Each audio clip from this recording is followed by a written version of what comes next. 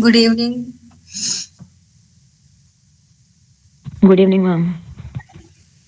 करें start. Ma'am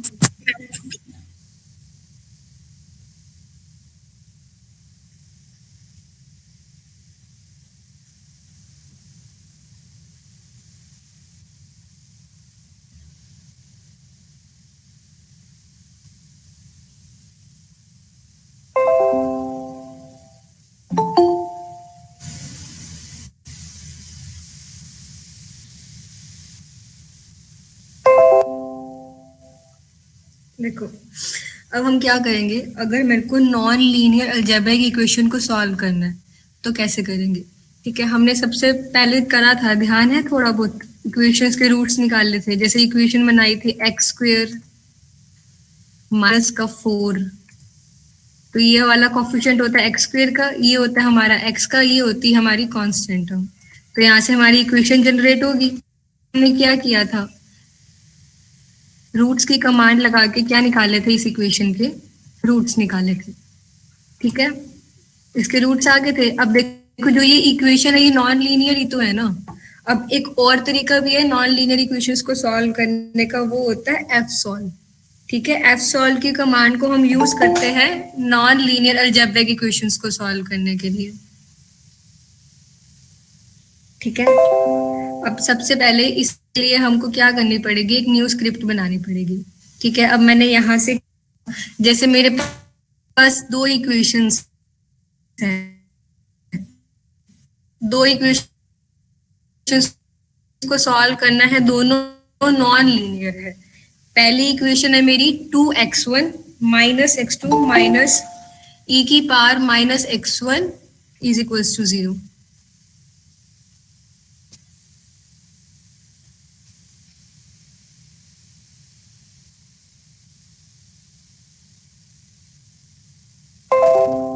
ठीक है, अब हम क्या करेंगे, फंक्शन डिफाइन करते हैं हम, फंक्शन कैपिटल एफ से। ठीक है, और मैंने क्या लिखा, इसका मैंने नाम दे दिया माई फंक के नाम से, माई फंक्शन, और किस वेरिएबल में, एक्स के अंदर। ठीक है, अब यहाँ से कैपिटल एफ को मैंने डिफाइन करा। किस तरीके से डिफाइन करा मैंने, मेरे को दो नॉन लीनियर इक्वेशंस को सॉल्व करना है, तो मैं दो नॉन लीनियर इक्वेशंस को किस तरीके से लिखेंगे हम, 2x1 जैसे ले लिया 2x1। अब x1 है तो उसका मैंने इसको x1 से डिनोट कर दिया। ठीक है, माइनस x2 को हम डिनोट करेंगे माइनस x2 से। ठीक है, फिर उसके साथ में है हमारा minus exponential of minus x1।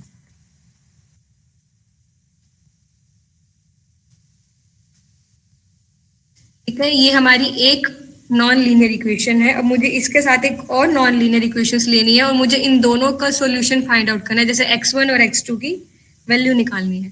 ठीक है, दूसरी इक्वेशन मैंने क्या ले ली, से x1 प्लस 2x2, तो 2 स्टार x2। ठीक है, माइनस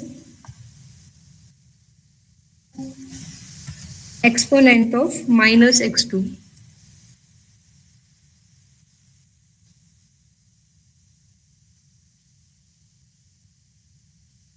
माइनस आपका आ गया ये x2। ठीक है, ये दो इक्वेशंस मैंने यहाँ से डिफाइन कर दी। ठीक है, अब यहाँ से मैंने क्या कर दिया, इस फंक्शन का कर दिया एंड। ठीक है, मैंने एक फंक्शन बना लिया कैपिटल एफ के नाम से, जिसका फंक्शन का नेम है माई फंक्शन, और फंक्शन एक्स के अंदर है, और दो इक्वेशन बना रही, 2x1 minus x2 minus E की पावर माइनस x1, और दूसरी इक्वेशन है minus x1 plus 2x2 minus E की power minus x2 is equals to 0। यहाँ पे आपको इज इक्वल टू 0 लिखने का कोई जरूरत नहीं है। ठीक है, अब इसको सेव करेंगे हम, किस नाम से सेव करना बताया था, इसी नाम से सेव होएगा। यहाँ पे जो भी आता है आपका फंक्शन नेम माई फंक के नाम से है, तो इसी नाम से हम सेव करेंगे इसको। तो इसको हमने सेव करा यहाँ से माई fun। ठीक है, अब ये हमारा हो गया, दो इक्वेशंस बन गई। अब मुझे इसके सॉल्यूशन को फाइंड आउट करना है। ठीक है, अब इसके सॉल्यूशंस को फाइंड आउट करना है तो हम क्या करते हैं, देखो क्या करेंगे। सबसे पहले एफ सॉल्व लगाने के लिए हमको कुछ एक वेक्टर को गैस करना पड़ता है। जैसे मेरे को गैस करना है कि जो इसके सॉल्यूशन है वो किस रेंज के अंदर होंगे। से मैंने गैस कर लिया -5 -5, मतलब x1 की वैल्यू भी -5 और x2 की वैल्यू भी -5, इसके आसपास मेरे सॉल्यूशंस होंगे। ठीक है, अब मैंने कमांड लगाई fsolve। ठीक है, अब fsolve के अंदर हम क्या करेंगे, हम अपना फंक्शन लिखेंगे। मतलब मैंने यहाँ पे दो इक्वेशन बनाई है, तो किस नाम से बनाया मैंने, माई फंक के नाम से बनाया। मैंने हैंडल बना लिया यहाँ पे माई fun। ठीक है, और यहाँ पे आता है आपका इनिशियल पॉइंट। मतलब आप चाहते हो कि जो आपका वेक्टर है वो किस किस के बीच में आ रहा है, आप गैस कर रहे हो, जस्ट गैसिंग पॉइंट है ये आपका। ठीक है, अब जैसे ही आपने एंटर करा अनरिकॉग्नाइज्ड फंक्शन x1, अच्छा यहाँ पे गलती हो गई, यहाँ पे वो आएगा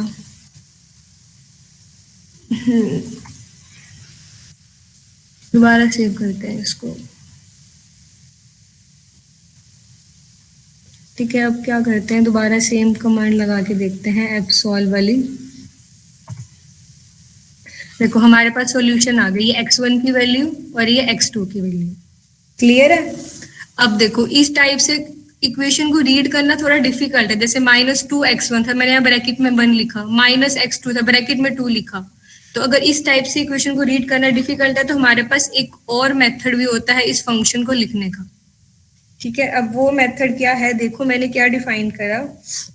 फंक्शन f बना रही हूँ मैं दोबारा से। फंक्शन f किसके अंदर है मेरा, कैपिटल X के अंदर। ठीक है, अब पहला फंक्शन मैंने सबसे पहले मैं वेरिएबल डिक्लेयर करूंगी, जैसे x is equals to x1। ये क्या शो कर रहा है हमारा, जो मैंने वहां पे x1 माना था ना, इसको मैं x के नाम से डिनोट करूंगी, मतलब -2x लिखूंगी मैं यहाँ पे। ठीक है, तो यहाँ से x1 मैंने मान लिया। अब ऐसे ही y को हम डिक्लेयर कर देंगे, small y is equals to x2, मतलब जहां पे x2 लिखा था वहां पे अब मैं y पुट करूंगी। ठीक है, अब मैंने f दो इक्वेशन मान ली, एक स्मॉल f के नाम से और एक स्मॉल g के नाम से। मुझे इन दोनों इक्वेशंस को सॉल्व करना है। ठीक है, अब यहाँ से हम सॉल्व करेंगे इसको। पहली इक्वेशन ले ली मैंने 2x minus y minus exponent of -x e की पावर -x, ये होगी आपकी पहली इक्वेशन। ठीक है, दूसरी इक्वेशन मैंने मान ली g के नाम से। ठीक है, दूसरी इक्वेशन मैंने क्या ले ली यहाँ से, 2y मतलब 2 स्टार y माइनस में आएगा आपका x का स्क्वायर माइनस e की पावर -y।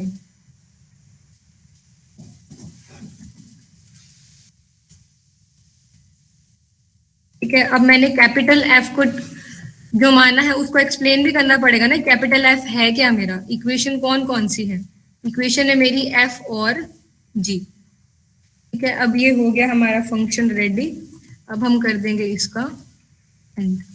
ठीक है, यहाँ से हमने फंक्शन बना दिया, दो इक्वेशन बना दी।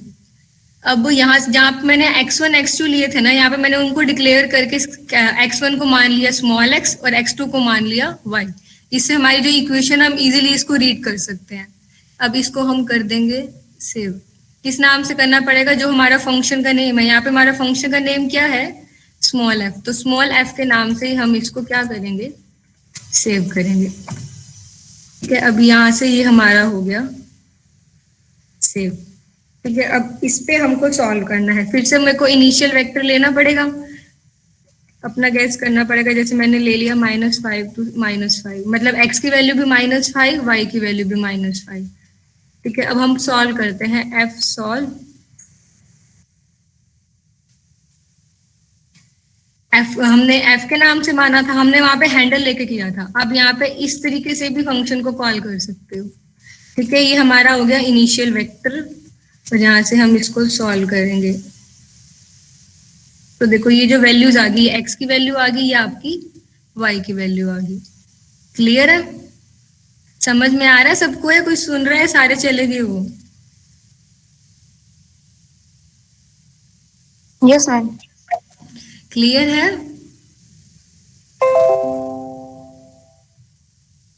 थोड़ा बहुत रिस्पॉन्स भी कर दिया करो। Yes ma'am. पता ही नहीं लगता तुम लोग सुन रहे हो या रख के सो गए हो। ठीक है, ये हो गया हमारा नॉन लीनियर अलजेब्रिक इक्वेशन को सॉल्व कैसे करते हैं वो बता दिया। ठीक है, अब हम क्या करेंगे, जैसे एक और तरीका भी है हमारे पास सॉल्व करने के लिए। मैंने क्या करा,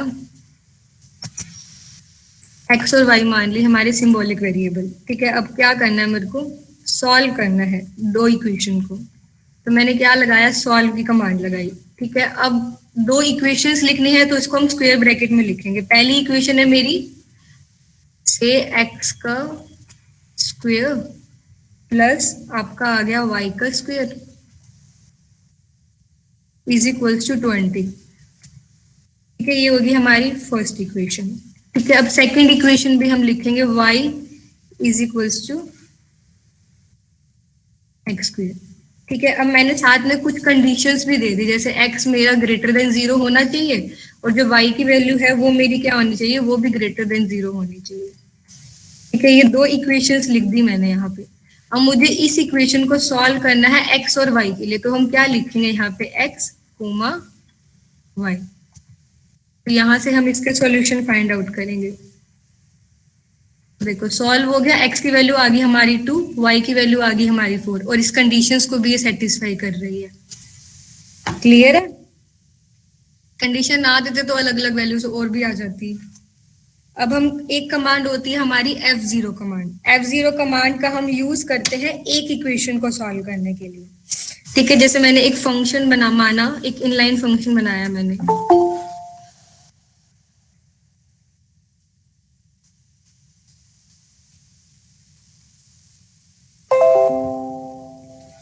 एक इनलाइन फंक्शन मान लिया मैंने एक्स स्क्वेयर माइनस 4।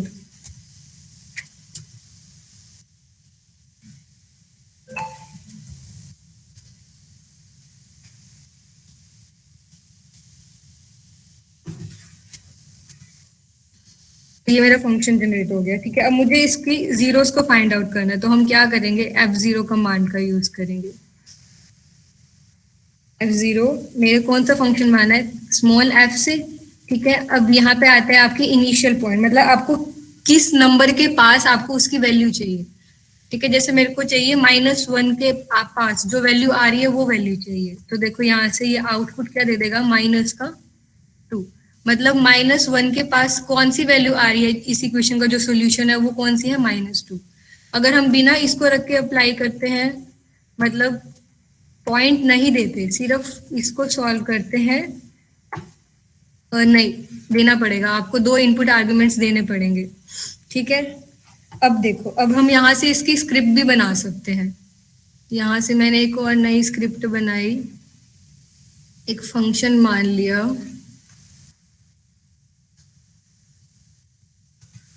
से function f is equals to mx के नाम से मान लिया।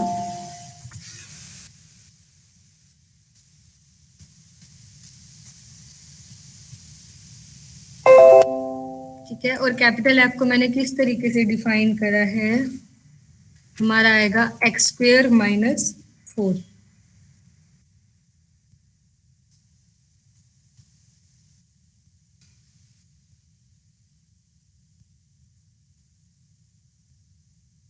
फंक्शन का कर दिया एंड।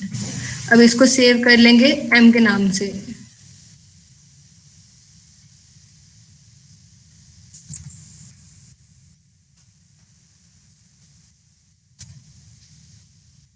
अब यहाँ से फंक्शन मेरा ये वाला हो गया सेव। अब मुझे इसको सॉल्व करना है। ठीक है, तो मैंने क्या करा, सेम F0 की कमांड लगाई, यहाँ से फंक्शन मेरा है m के नाम से। तो या तो आप @ वो भी लिख सकते हो या फिर इसमें भी लिख सकते हो फंक्शन को कॉल करने के लिए। और मुझे वैल्यू देखनी है, देखो जैसे मेरे को -1 के पास वैल्यू चाहिए, तो देखो सेम आंसर इसने मेरे को क्या दे दिया, -2। ठीक है,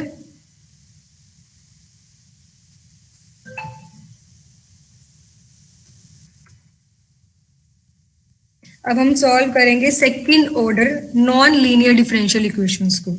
ठीक है, second order non linear differential equation को सॉल्व करना है। एक तो वो सेकंड ऑर्डर की होनी चाहिए, मतलब हाईयर ऑर्डर का डेरिवेटिव कितना होना चाहिए 2, और दूसरी कैसी होनी चाहिए वो equation non linear. Non linear का तो क्लियर है सबको, मतलब आपका जो डिपेंडेंट वेरिएबल है और उसके कॉरेस्पॉन्डिंग जो डेरिवेटिव्स हैं वो आपस में मल्टीप्लाई नहीं होने चाहिए, या फिर हायर या फिर किसी भी डेरिवेटिव की पावर 2 नहीं होनी चाहिए, मतलब एक से ज्यादा पावर नहीं होनी चाहिए। ठीक है, तो क्या करते हैं इसको सॉल्व करने के लिए, जैसे मैंने क्या मान लिया, वेरिएबल्स मान लिए वाई एक्स और एक्स। ठीक है, अब मैंने देखो वाई एक्स को मैंने किससे डिनोट कर दिया, डिफ ऑफ एक्स से, मतलब जो मैंने वाई एक्स को क्या मान लिया, D Y by D X. ठीक है, अब वाई एक्स एक्स को हम किस तरीके से डिनोट कर देते हैं, डिफरेंशिएट ऑफ, या तो उसका ऐसे मत मानो, वाई एक्स को मैंने क्या माना है, अगर हम इसी तरीके से मानेंगे तो कुछ और आएगा। एक सेकंड, ये एक्स का डेरिवेटिव कर देगा, ऐसे नहीं करना पड़ेगा। ये क्या कर देगा, डिफरेंशिएट ऑफ एक्स का मतलब d Y by D x, मतलब d x by D x ने आंसर 1 दे दिया। ये नहीं मानना पड़ेगा, हम क्या मानते हैं, वाई एक्स को हमने क्या मान लिया, वाई कोमा एक्स, तो ये क्या करेगा, D Y by D X को रिप्रेजेंट कर रहा है अब यहाँ पे ये। ठीक है, चेक करके देख लो, differentiate of Y with respect to x. अब हम क्या करेंगे, वाई एक्स एक्स को हम क्या मान लेते हैं, differentiate of Y with respect to X, और कितने ऑर्डर का, 2 ऑर्डर का। ठीक है, देखो क्या आ रहा है यहाँ से, 2 बार दिखा देगा, यहाँ पे दिखा नहीं रहा मतलब, बट ये क्या रिप्रेजेंट कर रहा है, D square Y by D X square को। ठीक है, अब मैंने इक्वेशन क्या मान ली, नॉन लीनियर इक्वेशन मैंने एक मान ली, जैसे Y X X, Y X X का मतलब D square Y by D X square minus आपका वाई एक्स का स्क्वेयर। देखो ये आपका नॉन लीनियर फैक्टर आ गया, सेकेंड ऑर्डर है क्योंकि यहाँ पे वाई एक्स एक्स आ रहा है, वाई एक्स का स्क्वेयर का मतलब आपका नॉन लीनियरिटी आ गई, और इज इक्वल्स टू मैंने क्या ले लिया, 1। ठीक है, अब मैंने कुछ कंडीशंस भी स्पेसिफाई कर दी, इनिशियल कंडीशंस क्या क्या ले ली मैंने, is equals to, first condition है मेरी y ऑफ 0 इक्वल्स टू 0, और सेकंड कंडीशन है मेरी y x 0 is equals to 1। इसका मतलब क्या है, y 0 पे 0, मतलब जब x की वैल्यू 0 है तो y की वैल्यू 0। इसका मतलब क्या है, dy बाई dx में जब x 0 है तो y की वैल्यू आपकी 1 है। ठीक है, अब हम सॉल्व करते हैं, y solve is equals to D solve की कमांड कराई थी लास्ट क्लास में, तो वही कमांड यूज करेंगे। किस किस को सॉल्व करना है, मुझे इक्वेशन को सॉल्व करना है विद रिस्पेक्ट टू कुछ कंडीशंस हमारे को दे रखी है। ठीक है, अब हम इसको सॉल्व करेंगे तो क्या आ गया, देखो हमारा ये सॉल्यूशन दे दिया इसने। ठीक है, अब एक और इक्वेशन को सॉल्व करते हैं हम, से मैंने क्या मान लिया, क्लियर है यहाँ तक सबको? Yes, ma'am. ठीक है, अब एक और इक्वेशन को सॉल्व करते हैं। मैंने क्या ले लिया, इक्वेशन से एक और इक्वेशन बना ली, से हमारा ले लिया वाई एक्स एक्स का स्क्वेयर, मतलब D square Y by D X square का स्क्वेयर, ये आपकी नॉन लीनियर टर्म आ गया, minus D Y by D X is equals to हमारा 1। ठीक है, अब इस इक्वेशन बन गई मेरी यहाँ से। अब मेरे को सॉल्व करना है, तो क्या करेंगे हम, y solve is equals to d solve.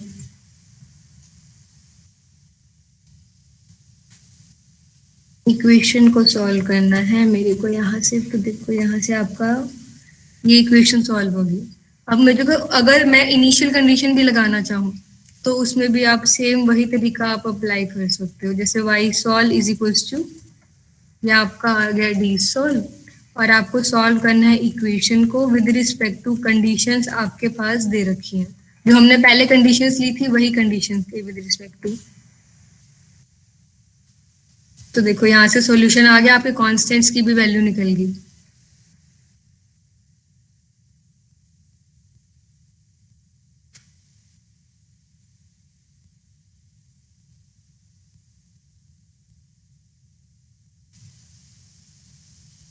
ठीक है। यहाँ से अब आते हैं आपके ओडी 23 और ओडी 45। ठीक है, अगर मेरे को न्यूमेरिकली सॉल्यूशन चाहिए किसी भी डिफरेंशियल इक्वेशन का, ठीक है, तो हमारे पास दो बिल्डिंग फंक्शन होते हैं, ओडी 23 और ओडी 45 होते और भी हैं, बट आपके सिलेबस में ये दो है तो ये दो ही करेंगे। अगर न्यूमेरिकल सॉल्यूशन चाहिए किसी भी डिफरेंशियल इक्वेशन का, जैसे एक डिफरेंशियल इक्वेशन है हमारे पास dy by D T is equal to Y minus 2t, ये एक इक्वेशन ले ली मैंने, और t की वैल्यू मैंने डिफाइन कर दिया 0 से लेकर आपका 0.5 तक। अब मुझे इनिशियल कंडीशन भी मैंने दे दी y 0 पे 2। अब मुझे हर t के लिए वैल्यूज चाहिए, y की क्या क्या कॉरेस्पॉन्डिंग वैल्यू आएगी, अगर मैं t की वैल्यू रखती जाऊँ तो y की क्या क्या वैल्यू आएगी। मतलब मुझे अगर न्यूमेरिकली सॉल्यूशन चाहिए तो हम किसका यूज करते हैं, दो बिल्डिंग फंक्शंस होते हैं हमारे पास, ओडी 23 और ओडी 45। ठीक है, तो सबसे पहले इसको भी हम दो तरीके से करके देखेंगे। से हमने पहले स्क्रिप्ट बना ली यहाँ से,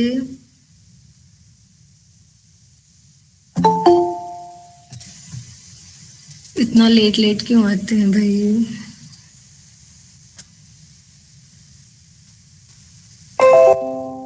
ठीक है, अब यहाँ से हमने एक स्क्रिप्ट बना ली, तो हम क्या करेंगे, फंक्शन डिफाइन कर रहे हैं।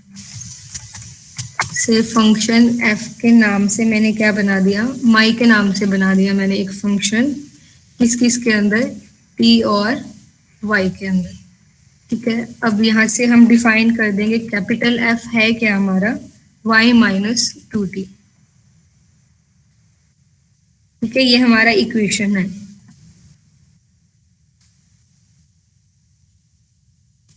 ठीक है, अब हमने इसका कर दिया एंड। अब हम इसको सेव कर लेंगे माई के नाम से।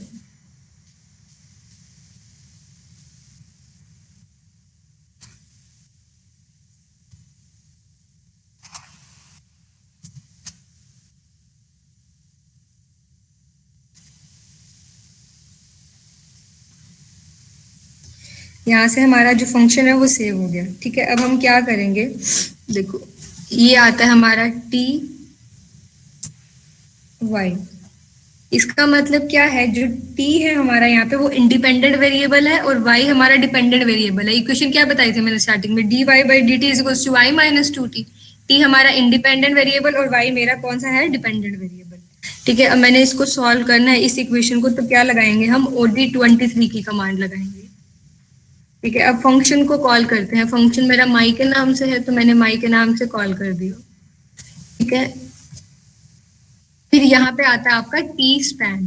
टी स्पैन क्या होता है, मतलब आपको कहाँ से लेकर कहाँ तक की आपको वैल्यूज चाहिए। स्टार्टिंग मैंने बताया था टी की वैल्यू कहाँ से कहाँ तक है, 0 से लेकर 0.5 तक, तो मैंने क्या ले लिया, 0 to 0.5, बट यहाँ से लेंगे तो ये बहुत सारी वैल्यूज दे देगा, तो हम क्या कर लेते हैं, 0 से लेकर 0.1 के गैप में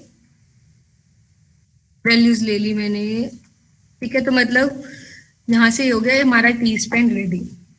ठीक है, और मैंने इनिशियल कंडीशन डिफाइन कर दी। इनिशियल कंडीशन का मतलब जब मेरा t 0 है तो y की वैल्यू क्या होएगी, से 2 होएगी।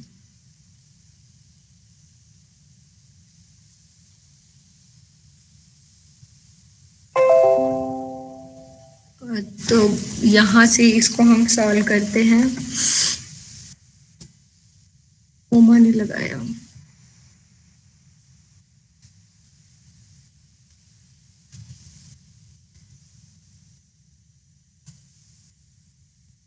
देखो ये आपका सॉल्यूशन आ गया। मतलब जब t की वैल्यू 0 तो y की वैल्यू 2 तो हमने डिफाइन करी थी, अब t की वैल्यू ये तो y की वैल्यू उसके कॉरेस्पॉन्डिंग 2.2। जब t की वैल्यू है तो y की वैल्यू ये, मतलब अगर आपको न्यूमेरिकली आंसर चाहिए किसी भी डिफरेंशियल इक्वेशन का कॉरेस्पॉन्डिंग t की वैल्यूज के लिए, तो ये आपको उस इक्वेशन का आंसर निकाल के दे देती है ये कमांड। ठीक है, अब अगर इसी पे ही आपको ओडी 45 का लगाना है तो वो भी लगा सकते हो।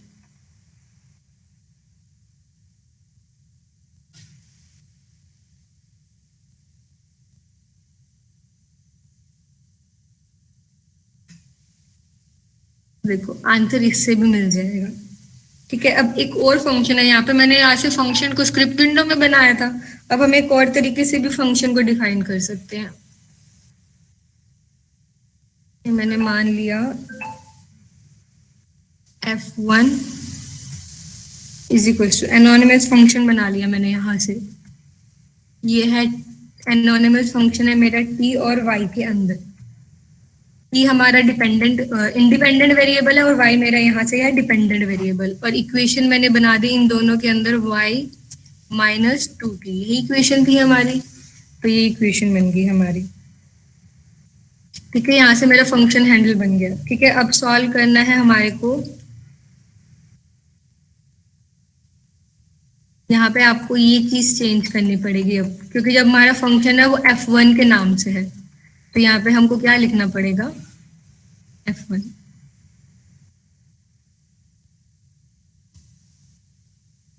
तो देखो सेम सॉल्यूशन आ गया इस तरीके से भी आपके पास।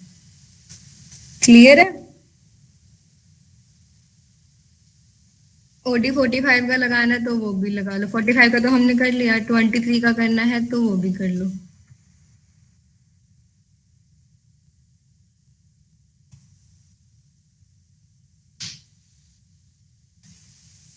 ठीक है, कोई डाउट?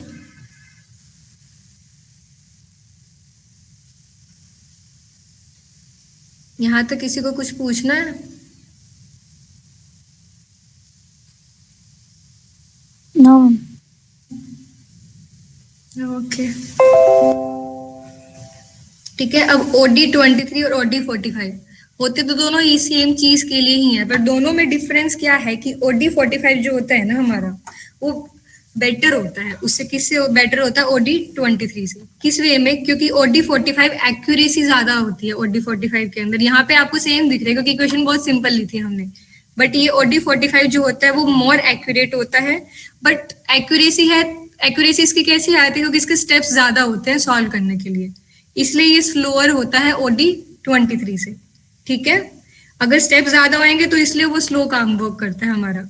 और जो ओडी 45 है ना आपका, वो अचीव करता है 45% और 65% बेटर एक्यूरेसी आपकी। किससे? ओडी 23 से। क्लियर है यहाँ से दोनों का, दोनों चीज का डिफरेंस? होते और भी हैं बट वो आपके सिलेबस में नहीं है। और भी ओडी की होती है, ओडी 113 होती है, ओडी 15 होती है, बहुत सारी कमांड्स और भी होती हैं, बट सिलेबस में ये दो कमांड्स ही हैं, दो बिल्ट इन फंक्शन है, ओडी 23 और ओडी 45। दोनों का हम यूज कर सकते हैं अगर मुझे न्यूमेरिकली आंसर चाहिए किसी भी डिफरेंशियल इक्वेशन का, कॉरेस्पॉन्डिंग आपकी जो वैल्यूज दे रखी है उसके कॉरेस्पॉन्डिंग। ठीक है, Yes, ma'am. अब देखो सिलेबस के अंदर और क्या क्या टॉपिक रह रहे हैं हमारे। Last topic roots of polynomial था, वो करा दिया। नॉन लीनियर अलजेब्रिक इक्वेशन भी हो गया आज। ओडी 23 ओडी 45 भी करा दिया।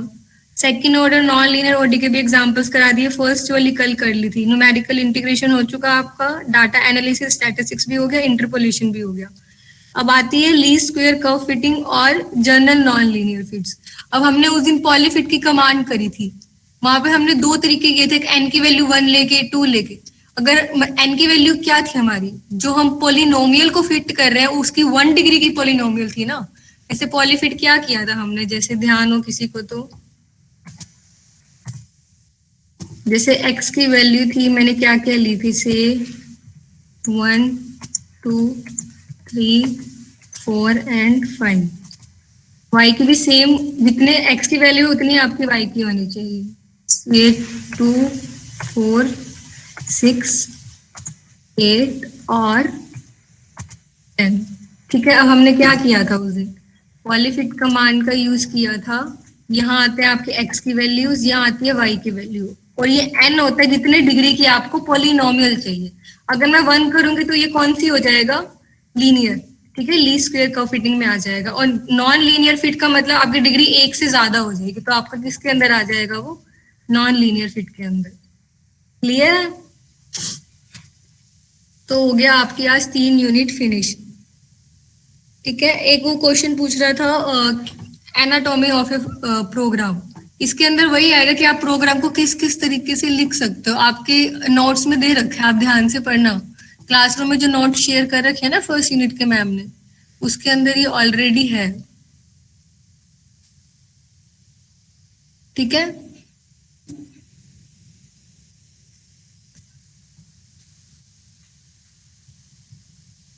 आपकी आज होगी है 3 यूनिट फिनिश, ठीक है।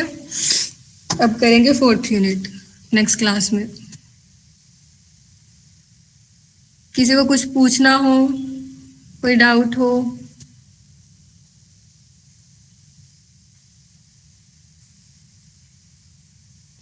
जो सब रूटीन्स हमारा टॉपिक रहता था ना, वो एक सब फंक्शंस ही होते हैं, उसकी मैं पीडीएफ शेयर कर दूंगी, वहां से पढ़ लेना, ठीक है। सारे टॉपिक्स हो जाएंगे आपके तीनों यूनिट्स के तब।